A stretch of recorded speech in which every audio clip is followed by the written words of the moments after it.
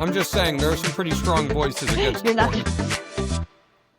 I'm pretty strongly against corn. I don't like corn that much. Well, it's But in mostly for everything. a taste situation. Yeah, it isn't. Yeah. It's in everything. Okay. So, Okay, so we so move past now we move to the 20th being century. Now we alive. get into the world of like Okay. canned meats, gelatin, early ice boxes. No, we haven't quite hit refrigeration yet. Ice Along boxes. comes hydrogenation of cheese. Believe it or Oh, not, Kraft cheese. mac Yep. and cheese goes as far back as like the 1920s. So does cereal, by the way. Really? And oh yeah, cereal. The story of cereal comes from Battle Creek, Michigan. Do you know that? So random. No. No, it is I not. don't know that. The Kellogg's and the Posts both resided in Battle Oh. Creek, Michigan. Yeah, I didn't And know that. I didn't know that part. it was a battle. Yeah, look that up sometime. That's a fun one. I could go off for a while. I know. I was like, do you want to start a tangent? You're gonna stick No, with the cheese. I'm gonna stick with cheese. And also back to everything you said about people with digestion problems. That observation goes as far back as Hippocrates. Hippocrates, yeah, it's called the Hippocratic diet. Hippocrates, one of the main problems that people had in ancient Greece and Rome was pancreatitis because they ate very high fat foods. And so he would put people on these really vegetable rich, legume rich, fiber rich diets to help counteract the effects of pancreatitis. Wow. Any So, specific vegetables or just vegetables in general? whole vegetables, Like things high what in do you mean? fiber, low in fat, Okay. like, It's like not partial vegetables. I'm just well, kidding. cooked. Have you ever seen the raw vegan movement? Will you only eat raw vegetables? Yeah. Yes, I have a family member who only ate raw vegetables and fruits for 3 So, years. fun fact, cooking is a form of predigestion that unlocks the nutritional value of food. You should cook your food.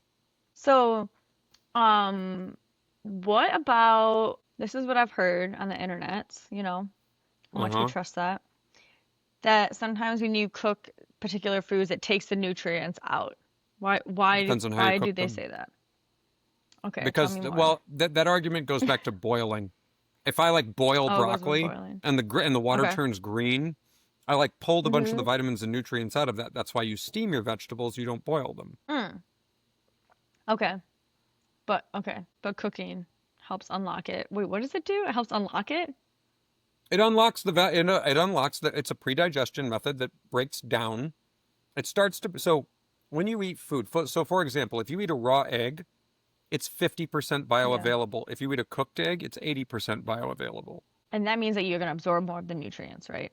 Correct. So I Yes. could either eat 2 cooked eggs or drink 4 raw eggs, and I'm going to get the same nutritional value. When was raw eggs? When was that a phase? Where You does that fall clearly in the haven't timeline? watched a Rocky movie, referencing the previous episode.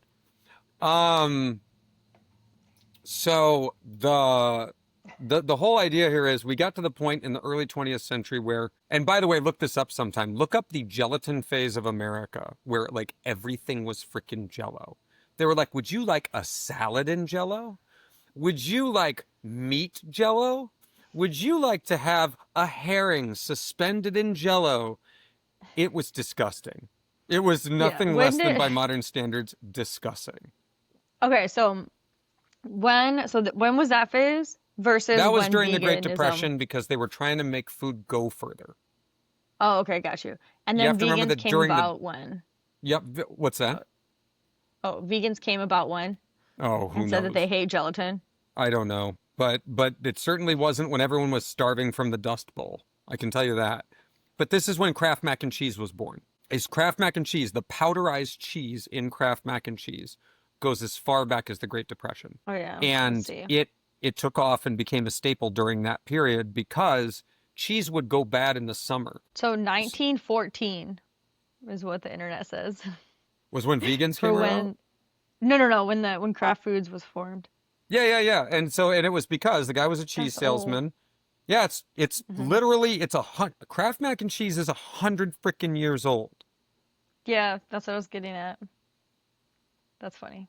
Okay. Yeah. Yeah. And if food is short and everybody's in economic hardship, it's a pretty easy way to go. This leads us Hmm. into World War II. Okay. And the fact that during World War II, America entered late, and but even in that, we supplied a lot of food to a lot of the world, and we developed a lot of methods for canning, drying, and stabilizing foods. And as the war went on, believe it or not, to this day, the American soldier is the best fed soldier in the battlefield. Period.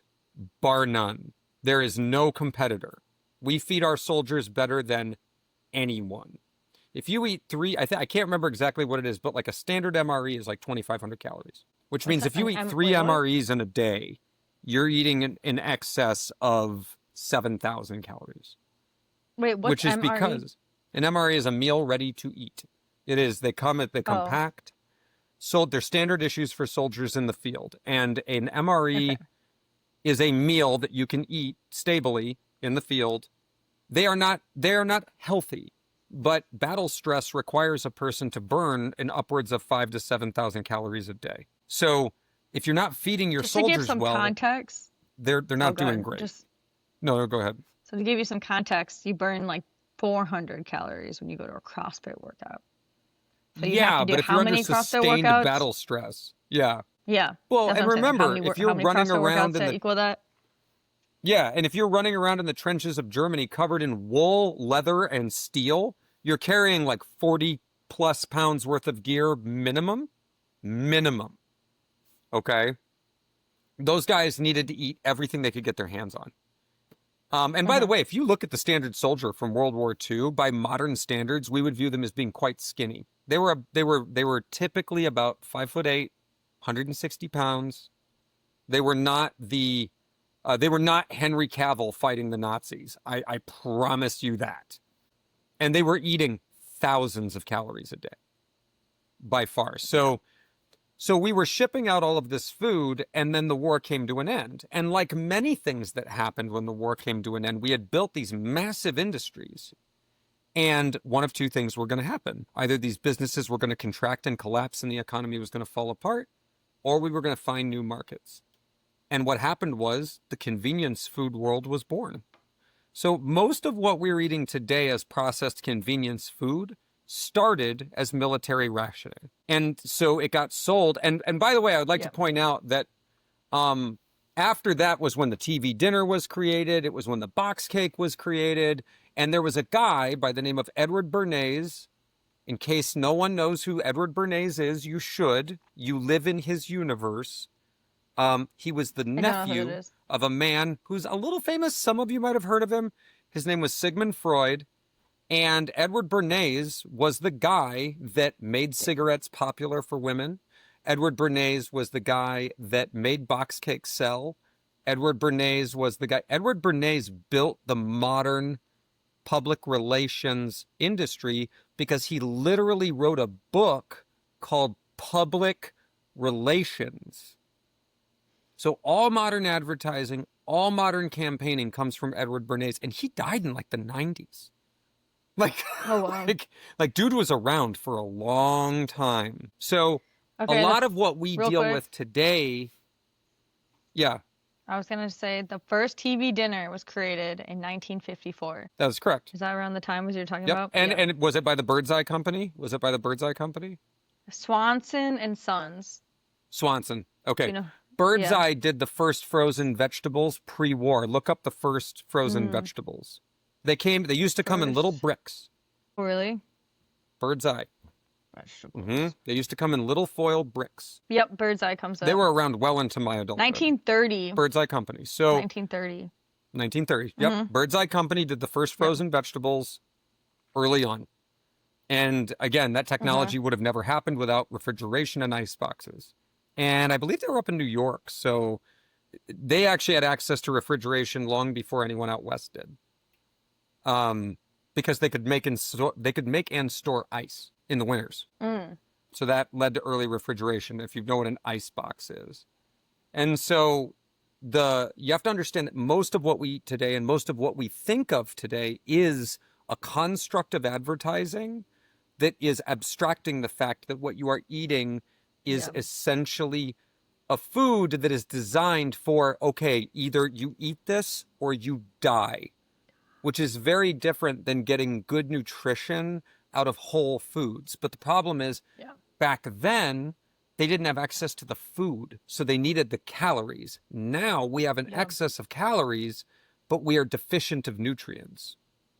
Yes. Yes. And that is Rant one thing over. that comes up.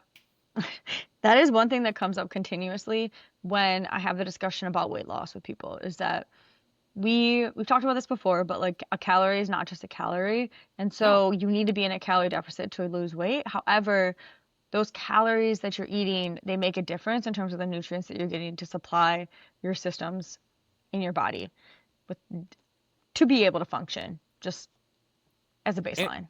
and so when I shop, because I shop quite literally all over the world, um, and when I travel, I still, like I was telling someone the other day, I often get places that are micro apartments or Airbnbs. I travel to the location, I drop off my bags, and the first thing I do is go shopping. It's the first thing I do everywhere I go.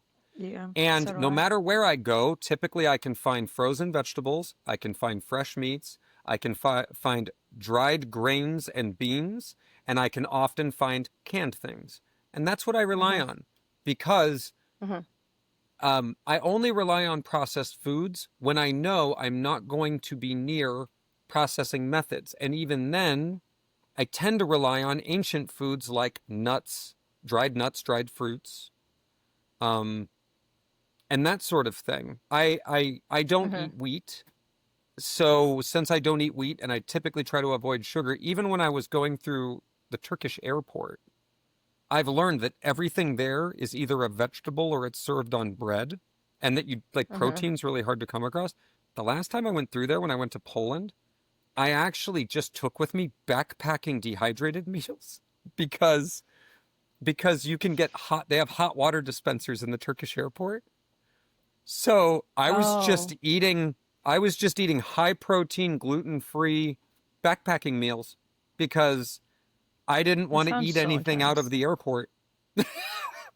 Yeah, that sounds so So intense. But yes, I feel you.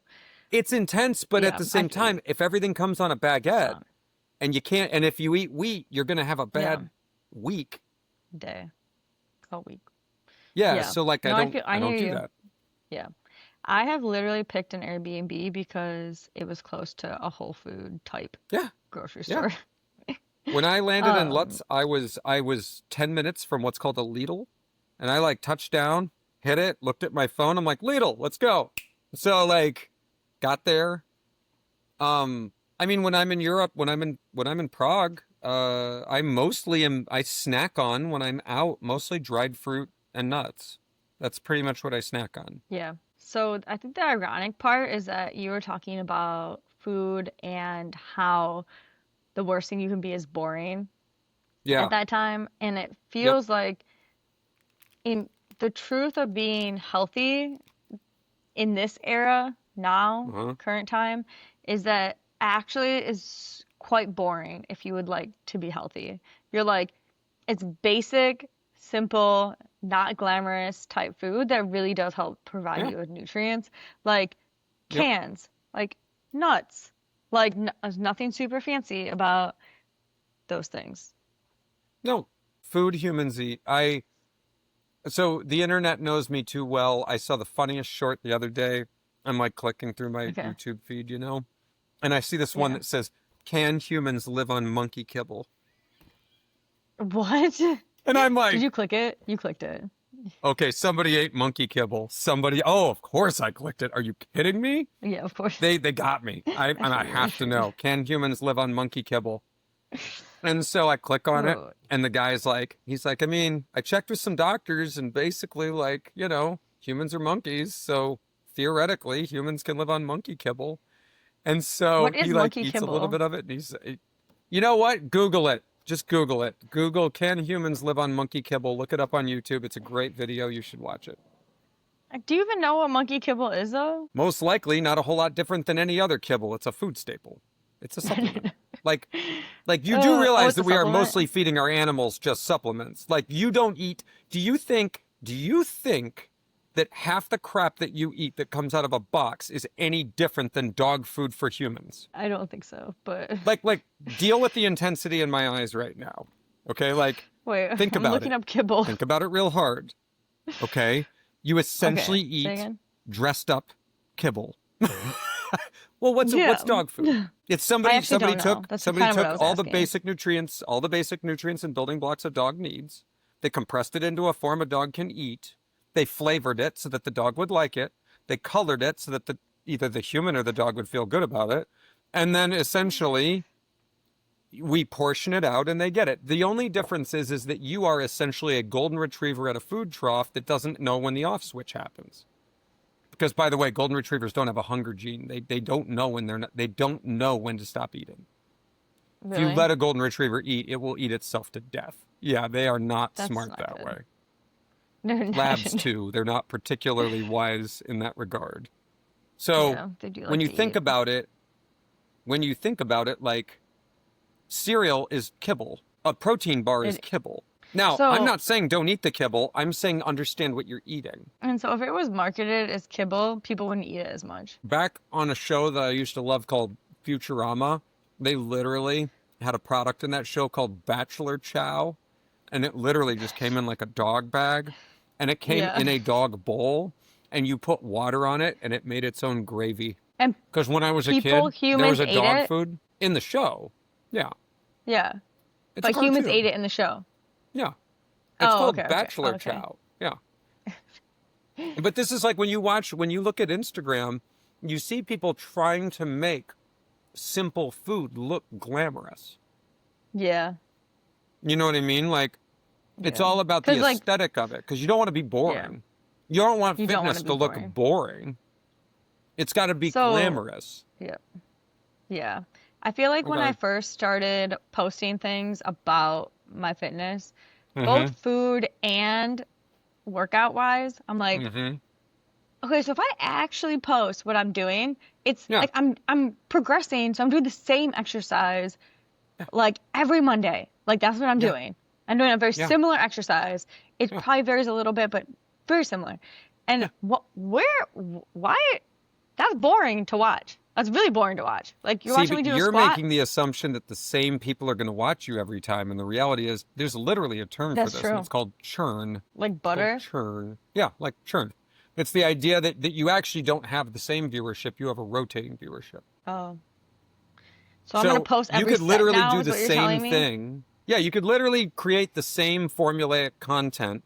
Like Yeah. for example, imagine that you've got your formula is, my husband did a ridiculous thing, he's such a jerk. And obviously he's complicit in this, because if you look at their full feed, it's entirely stories about what a jerk the husband is, Yeah. which the husband participates in, which means they're both making money at it. It's fiction. It's not real. Yeah. But it's part of that outrage button. Well, that works the other way. I want to watch an attractive person do the thing I want to do, because and this serves lots of different Yep. psychological switches in the brain, right? So it doesn't, they literally post, like, there is a woman that I follow because she's in our functional vein. And to be honest, she posts pretty much videos of her, she does the same 5 things over and over and over again. And what am I waiting for? Something novel to happen. I'm really just waiting for something novel to happen. Like that's it. And Okay, so she you're telling me I posts should pictures of her continue to outfits. post my workouts. Yeah, post your workouts. She posts pictures of her outfits. Okay. She posts pictures of what she eats. She does a post of her jogging. She does a couple of quick cuts about, really, honestly, I swear to God, the posts are more about her outfits than they are about the workout. Yeah, it's what becomes novel is what she's wearing, because everything else is pretty much the same. But she's got these really good curated outfits. Yes. So that's what I noticed is different about my videos. I'm like, as long as my outfit changes, it's fine. Now, Yeah, pretty much. if I don't have enough outfits to change, then I have to Yeah. change the workout. That's what I've So determined. get at your this point. sponsorship from outfits, obviously. What do you, I mean, like, it's the same thing. Back when I was doing all the food posts, I've done so many food posts. I've dressed them up. I make them look pretty. I do this. I do that. You'll notice I've been very low key on social media. And it's because I'm getting work done. And when you're doing work, you'll notice that social media tends to fall off. But the good news is I do podcasts. So. Yeah. It's exhausting to do both. It's hard to do both. It is. It's actually a full-time job to do both. And right now I'm focusing a lot on my clients. And so yeah, same. And my education, to be honest. And so the thing that you have to really kind of understand is that and this is the thing, it's exhausting, right? So we go back to the food thing. So we start to look for ways, like you do a really good job of posting stuff about food prep. For example, if you wanted strategies for eating healthy on the road and traveling a lot and living a fairly minimalist lifestyle, I'm your guy. That's what I do. Mm-hmm. But yes.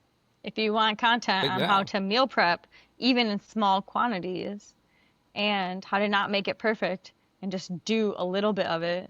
Honestly, the biggest thing about meal prep is that you're doing a little bit to help your future self. That's it. You can just help your future gifts self. To future you. Yep. Yes. Yeah. But I doubt anybody wants to see me eat butter beans, green beans, eggs, and hot sauce for like 3 mornings in a row. I don't think anybody wants to watch that. Maybe one morning. Once. Listen, all I know is that when I put interesting mixtures like that together, my girlfriend's like, "Why are you eating?"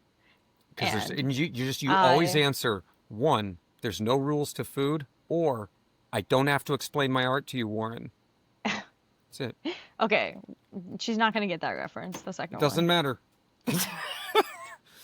You say it until they understand it. Okay, I don't even get that reference. Google it.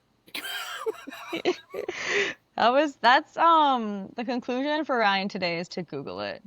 You know what we didn't do? We didn't do a stretch, and we didn't do a challenge. I think we stretched people's attention span, and I think we've challenged their awareness. Okay. Oh, here's a good challenge. Okay, we're gonna try and find the convenience food that's like packaged that maybe you already know the answer to this, but I don't think I do, or the internet does, or the people watching. But like something that's packaged that is like the oldest form of processed food. Like, do you already know the answer to that? Is it beef jerky? Yeah, probably. I mean, I assume, believe it or not, they've found evidence of like even Neanderthals creating flatbreads and dried meats and things like that. Like it's pre-Homo sapien. Remember, we are the last humans. Yeah. Just remember one thing. There have been other humans. We are the last humans. As the siren goes off in the background. What do you... Oh, you can hear that? Good Lord. Oh. Welcome to Detroit, everybody. Yep. Welcome to Detroit. Yeah. Anywho. Okay. Any challenge that you want to give people since you answered my challenge? I think life is challenging enough. I mean, that's fair. Okay. With that, we're going to end this episode now. And Meaghan loves co-hosting. Good job on sticking through it. Thank you. Yeah, if you made it to the end, you should get an award. Go get yourself a cookie.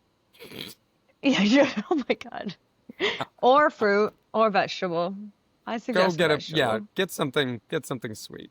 But stop eating MREs. Okay. You're paying a lot of money for military food. Don't do it. And with that, goodbye.